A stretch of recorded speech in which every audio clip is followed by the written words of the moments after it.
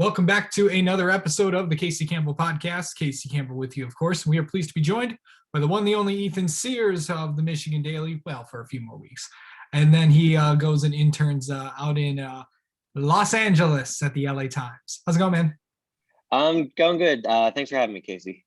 Yeah, no problem. Okay, so I don't want to go through your whole, well, maybe, but your career at the Daily has been very, very good. You've had a lot of success. You got a lot of notoriety. But I want to focus on this year alone because journalists all over the country have had the challenge of trying to cover teams while not in person and trying to stay away and trying to be safe and not get sick and all that. Mhm.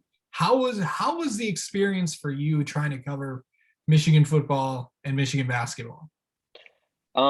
Yeah, I mean it's certainly different. As you know, it's definitely a lot harder to kind of to find interesting stories over Zoom. But all the press conferences are over Zoom, so it can be a little bit hard to do something creative or do something interesting. But I think everybody is obviously kind of in the same situation.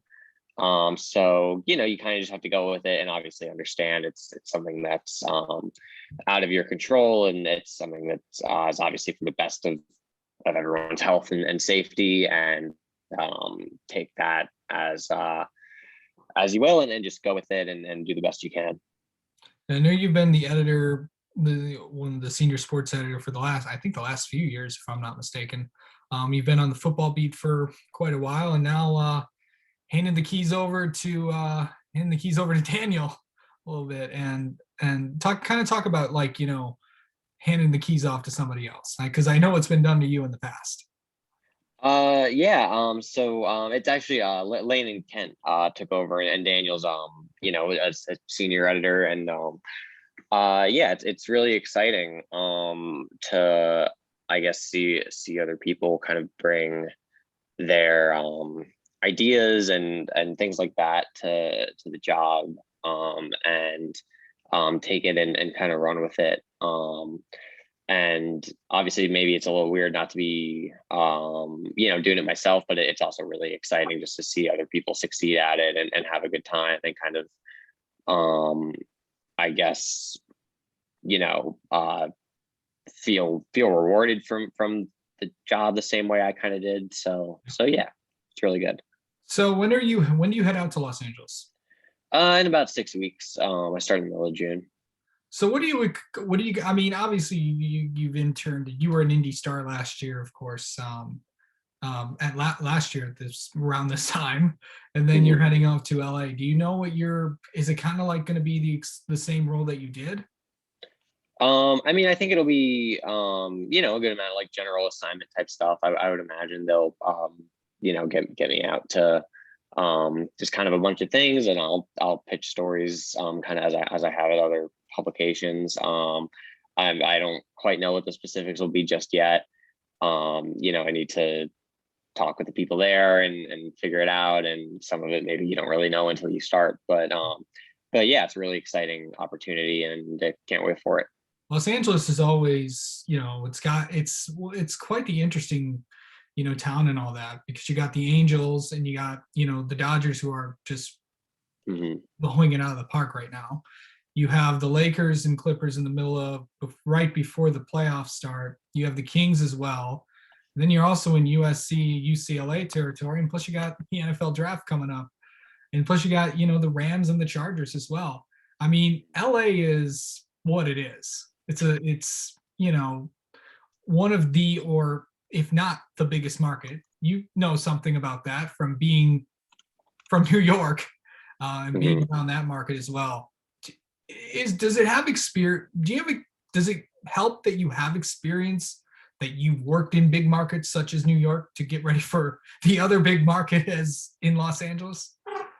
I mean, probably a little bit. I think maybe that gives you a sense of kind of how maybe coverage is a little bit different in a market like that. But I think just having experience generally, whether it's in a similar or comparable size market or not, is useful, and ultimately the kind of specifics of like, oh, there's 10 teams in this market and they're all really good or not, is something that's, I guess, pretty easy to adjust to. Okay, so what's been I didn't get a chance to ask Teo this last when I had him on last week. Well, what was the most interesting story that you got to do during your time at the Daily? I think I did a big profile on Jim Harbaugh a couple years ago that I thought was really fun and insightful, and I got good access for it.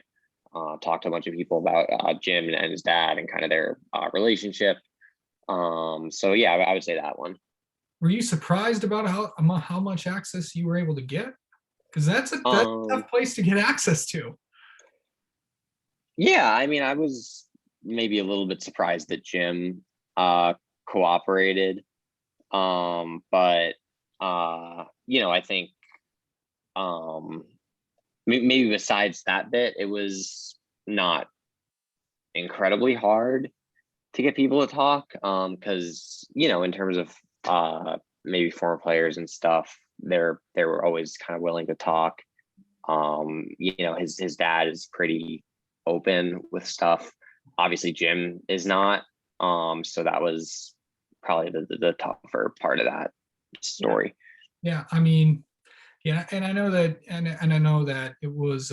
I know his kind of stories, profiled in Overtime, the book, of course, that's written by John U. Mhm. Bacon. What kind of angle did you kind of put when you kind of looked at Jim, and maybe what kind of story did you want to like tell with that? Yeah, I was curious, because his dad had a heart attack. I think I want to say it was 3 or 4 years before I did the story. So I wanted to just kind of look at his relationship with his father, and uh,